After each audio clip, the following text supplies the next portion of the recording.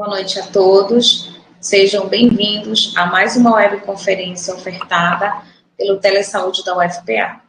O Serviço de Telesaúde oferta serviços de teleeducação e teleconsultoria e basta acessar o site para utilizar os serviços disponibilizados pelo Telesaúde. Já está em funcionamento o serviço de teledermatologia. O profissional médico pode acessar o site e fazer a sua consultoria neste serviço. Em breve também teremos ativo o serviço de tele-ECG. A webconferência de hoje tem como tema doença de RAF e será ministrada pela mestra em epidemiologia Deisiane Mesquita, que é técnica da Secretaria de Estado de Saúde do Pará, SESPA. Nós desejamos a todos uma excelente conferência, com as boas-vindas à nossa conferencista, e a palavra agora está com a doutora Deisiane. Boa noite a todos. Primeiramente, agradecer pelo convite que foi realizado ao CIEBS, que é o Centro de Informação Estratégica e Vigilância em Saúde, da SESPA. Parabenizar o Telesaúde por esse espaço, criação de espaço para discussão de assuntos que eu não me limitaria a dizer que é apenas importante para a saúde, mas para a sociedade como um todo. E hoje a gente vai conversar sobre os aspectos clínicos e epidemiológicos da doença de RAF, que é conhecida também como doença da urina preta, no estado do Pará, no ano de 2022. Para que a gente compreenda melhor o que é a doença de RAF, é necessário a gente entender o que é rabdomiólise. A rabdomiólise era considerada uma lesão, uma lise, a nível celular das células musculares esqueléticas. Então, vai ter um rompimento dessas células, fazendo com que o conteúdo intracelular ele seja extravasado para o meio extracelular. E aí a gente já imagina que esse meio extracelular ele vai ficar mais concentrado e vai ganhar corrente sanguínea. E a nível renal, quando for fazer a filtração, ele vai estar um pouco mais pesado, causando danos aos capilares glomerulares. E aí a gente vai ter alteração na coloração da urina e também pode ter uma lesão renal. Então, quando a gente fala de rabdomiólise, normalmente a gente já lembra da tríade, que é a mialgia, a dor, porque a gente teve uma lesão celular, a fraqueza muscular e a colúria. Só que a rabdomiólise, ela tem inúmeras causas. As principais são o consumo excessivo de álcool. Então, quando bebe álcool em grande quantidade, também a gente pode ter uma lesão a nível celular. Atividade física em excesso, lembrando principalmente que quando os praticantes de atividade física buscam a hipertrofia, né, que causa um estresse naquele músculo para que tenha um crescimento. Se esse estresse for significativo, também a gente pode ter lesão a nível celular. Compressão muscular, muito comum, a gente vê principalmente em casos de acidente. Extremo de temperatura, que aí na realidade a gente vai ter um mecanismo até de defesa do nosso organismo. E também por toxinas, como é no caso de doença de RAF. Então, a doença de RAF ela é um tipo de rabdomiólise. Só que ela é caracterizada por ter um início súbito de dor muscular, lembrando que a gente teve uma célula lesionada desse músculo, só que essa dor muscular, essa rabdomiólise, ela vai ter uma etiologia desconhecida, ou seja, a gente vai descartar atividade física em excesso, consumo de álcool em excesso, os extremos de temperatura. Então, não tem uma etiologia conhecida, a gente começa a pensar em rabdomiólise. Um outro marcador importante é a creatinofosfoquinase, que é o CPK. O CPK ele vai se apresentar elevado, com mais ou menos 5 vezes mais do que o habitual. A gente tem um valor de referência, lembrando que pode variar de acordo com o laboratório, mas normalmente é de 24 a 195 unidades por litro para os homens e de 24 a 170 unidades por litro para as mulheres. Então, a gente vai ter um CPK desse paciente aproximado a 1.000 ou mais do que 1.000. E esse início de sintomas, eles têm que estar relacionados ao consumo do pescado. Porém, em 24 horas, então, a pessoa apresentou esses sintomas de rabdomiólise, dor muscular súbita, urina escura, e em menos de 24 horas ela consumiu algum pescado, a gente começa a pensar em rabdomiólise. Então, se foi mais do que 24 horas, a gente já descarta a doença de RAF. Então, a doença de RAF, ela foi descrita pela primeira vez em 1924, ali na região da Prússia Oriental. Até hoje, embora ela tenha sido descrita em 1924, várias pesquisas têm sendo realizadas, mas a gente ainda não tem uma etiologia bem definida. Há algumas hipóteses, que seja causada por uma toxina e essa toxina ela é estável ao calor, ou seja, mesmo levando esse alimento, o pescado, a altas temperaturas, como no preparo, a toxina ela ainda continuará presente, e os estudos têm revelado que as toxinas comumente encontradas é a cianotoxina e palitoxina, mas ainda é necessário que mais pesquisas sejam feitas para que a gente possa falar com maior segurança. Ela é uma doença considerada rara, mas a gente vê casos dela em todos os continentes, então ela é uma doença considerada emergente.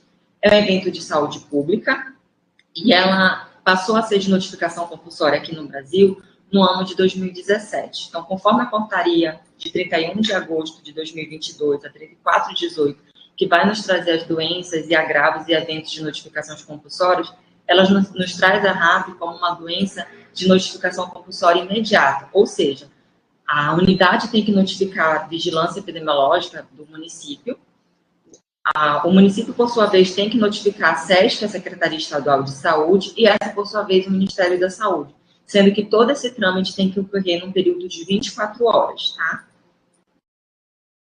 Em relação ao aspecto epidemiológico de doença de RAF, a gente vê notificação no ano de 2008 no Amazonas, no ano de 2016 e 2017 no estado da Bahia. Em 2018, São Paulo notificou casos de doença de RAF. E de forma mais ampla, a gente vê, de 2016 até 2021, casos sendo relatados no Nordeste, no Norte, no Sul, no Centro-Oeste e também no Sudeste, ou seja, em todo o Brasil. No Pará, a gente, sensível à doença de RAF, que estava sendo notificada em outros estados, o CIEBS, da CESPA, emitiu uma nota de alerta epidemiológico para alertar os nossos profissionais de saúde sobre possíveis casos de doença de RAF. Esse alerta ele foi emitido em 1º de setembro de 2021. Aqui ao lado, trouxe uma imagem para vocês, demonstrando a sensibilidade da nossa rede de atenção à saúde, 6 dias após, ou seja, 7 de setembro de 2021, o município de Santarém, ele relatou um caso de óbito, possivelmente por causa de doença de RAF, sendo que esse caso, após análise, a gente descartou, mas a rede continuou sensível, demonstrando outros casos de notificações em outros municípios do estado. A gente observou um aumento da notificação no ano passado, de 2021, do período de 19 e a 26. Por que eu estou falando do aumento? A gente busca traçar a sazonalidade dessa doença. Ano passado foi o primeiro ano que o estado do Pará começou a realizar a vigilância. Então, é o primeiro ano que a gente vai ter descrição de casos de doença de RAF. No ano atual, no ano de 2022, a gente já tem também casos de doença de RAF notificados e a gente também vê um aumento das notificações no mês de setembro. Então, o período com maior incidência de notificação de casos de doença de RAF nesse ano é do do dia 4 de setembro até o dia 10 de setembro, recente. Em relação aos municípios, às regiões de saúde que mais têm notificado, a gente vê um destaque maior para a região do Baixo Amazonas, seguindo da região de Tocantins e também a região do Marajó. Em relação à sintomatologia que esses pacientes têm descrito para a gente, a urina escura é o sintoma predominante, praticamente todos os pacientes. Na realidade, 86% dos pacientes que tiveram caso suspeito de doença de RAF, eles apresentaram a urina escurecida, seguido por mialgia, que é a dor muscular, e dor na região cervical também. A sazonalidade, que é o que a gente está buscando também, fazendo a vigilância da doença, tem demonstrado para a gente que o pico tem uma tendência de ser padronizado, que aconteça a partir da semana 35 epidemiológica em diante. A gente pode observar o pico no primeiro gráfico das semanas epidemiológicas de 2021, e o mesmo comportamento nas semanas epidemiológicas de 2022. Talvez seja uma padronização da sazonalidade, mas aí a gente ainda precisa de uns 5, 6 anos de estudo da doença para a gente poder afirmar com mais segurança. Em relação à característica sociodemográfica, a gente observou que 70% das pessoas que foram notificadas são do sexo masculino. A maioria não tem doença pré-existente, mas 40% tem. E da doença pré-existente, a hipertensão arterial é a doença mais relatada e também é uma doença comum no nosso estado, então não nos surpreende. Em relação à residência, 60% das pessoas elas residem em área urbana. Sobre o tipo de pescado que foi consumido, o pacu é o pescado mais relatado, seguido por tambaqui, ao lado da imagem ilustrativa dos dois peixes. Em relação à análise da toxina, a gente faz coleta de material do pescado e manda para um laboratório do Instituto Federal de Santa Catarina, que é do campus de Itajaí, é o laboratório de águas nocivas e ficotoxinas. Isso porque a hipótese é que essa toxina esteja presente na água que esse peixe se alimenta. Então, nesse instituto, eles fazem pesquisa já há alguns anos e a gente manda buscando robustez nesse dado para que, quem sabe, futuramente esses pesquisadores consigam traçar um método diagnóstico para a doença, que até o momento nós não temos. Então, das amostras que a gente encaminhou para o Instituto, 37% eles encontraram toxinas e a toxina que estava presente era a palitoxina. Em relação à vigilância laboratorial, é necessário fazer, em caso de suspeita de doença de RAF, o diagnóstico diferencial para outras síndromes virais, como influenza A e B, enterovírus, Epstein-Barr, herpes simples e o para-influenza. Também é importante lembrar que é endêmica em nossa região a leptospirose. Então, é importante também que seja solicitado como diagnóstico diferencial. Para o diagnóstico da toxina, a gente preconiza que seja enviado soro, né, e esse soro, como vai ser enviado para fora do estado, ele tem que estar armazenado numa temperatura de menos 20 graus Celsius e a urina tem que ser 400 ml. Lembrando que esses materiais biológicos, o ideal é que eles sejam coletados no momento agudo da doença, porque depois, possivelmente, a toxina vai ser eliminada pelos rins, então, para eles conseguirem captar essa toxina no laboratório, vai ser bem mais difícil. Sobre a amostra do pescado, o diagnóstico de toxina em pescado ainda está em fase inicial. Então, a gente tem esperança que no futuro esses pesquisadores consigam mapear e consigam até ter um método de diagnóstico mais seguro para a gente também. E a gente envia a sobra do alimento também, lembrando que o ideal é que seja a sobra daquele alimento consumido pela pessoa. Como considerações finais, eu trago para vocês que a gente busca estabelecer a sazonalidade dessa doença, ter atenção para outras possíveis causas de rabdomiólise, não é porque consumiu peixe também ou teve sintomas de dor muscular, fraqueza, que a gente já vai fechar como doença de RAF, pode ter umas outras causas, a gente tem que colocar como uma hipótese. Sensibilizar a rede em relação às características e os manejos da doença. Atenção para a vigilância epidemiológica, de trazer as informações corretas, tanto do consumo, quanto se mais pessoas consumiram esse pescado, se mais alguém da família teve alguma sintomatologia, passar as informações corretas da Secretaria de Saúde, preencher o REDCap de uma forma correta também, porque é de lá que a gente vai pegar essas informações. Atenção para a vigilância laboratorial, do acondicionamento desse soro, dessa urina, do pescado, para que ele chegue lá no Instituto de Santa Catarina em boas condições para que esses exames sejam realizados. E o envolvimento multissetorial, como é uma doença causada por peixe, a gente também precisa do apoio, né, da DEPARÁ, da Anvisa, da saúde ambiental, para que a gente possa realmente traçar qual é a causa de uma forma mais segura e proteger a nossa população. É isso. Se tiverem dúvidas, vocês podem ficar à vontade.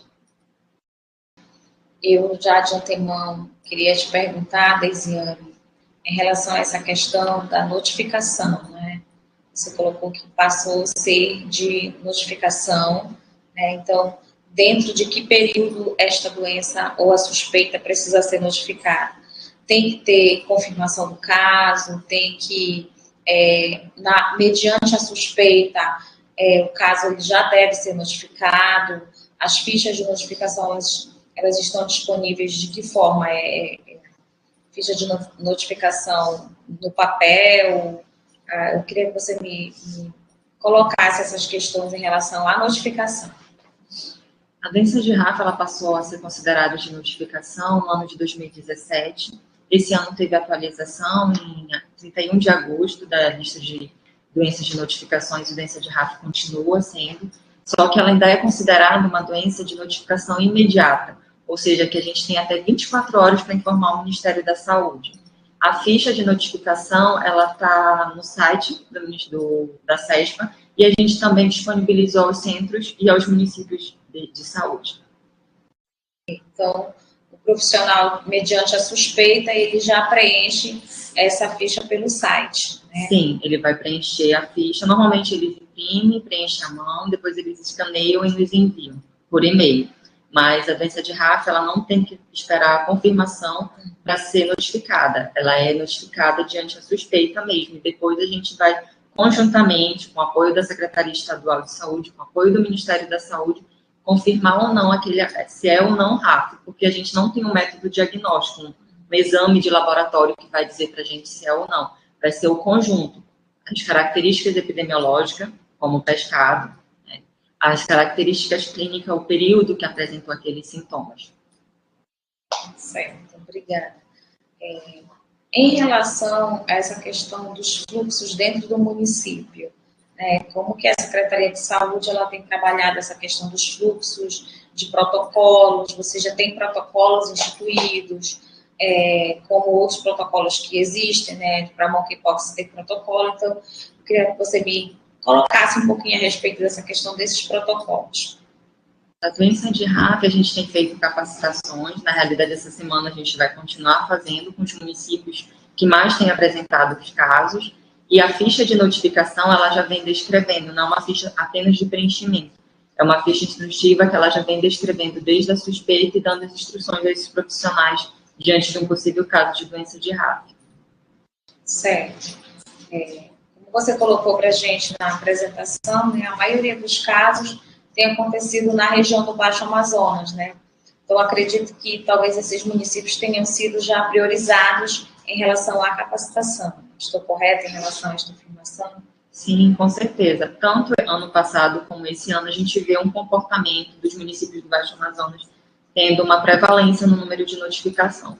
A gente tem um contato direto com eles, tanto por web, quanto também ano passado a gente precisou ir até os municípios do Baixo Amazonas, junto com uma equipe do Ministério da Saúde, para que a gente pudesse organizar mais a questão do fluxo, tanto da vigilância epidemiológica, quanto também da vigilância laboratorial.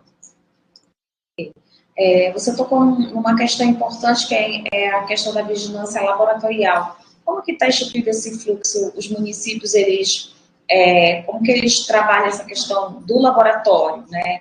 Existe um fluxo, o município ele precisa encaminhar os exames para um laboratório específico. Nos esclareça, por favor. Sim, tem um fluxo bem definido, inclusive esse fluxo ele também está descrito na ficha de notificação, e o município, quando tem um caso suspeito, ele vai fazer as coletas, acondicionar da forma correta, enviar até o LACEN vai processar essas amostras para poder enviar para o Instituto de Santa Catarina. Em média, quanto tempo leva isso? Tu tens uma ideia? Para a coleta das amostras, o ideal é que seja o mais rápido possível para que a gente possa pegar a fase aguda desse paciente.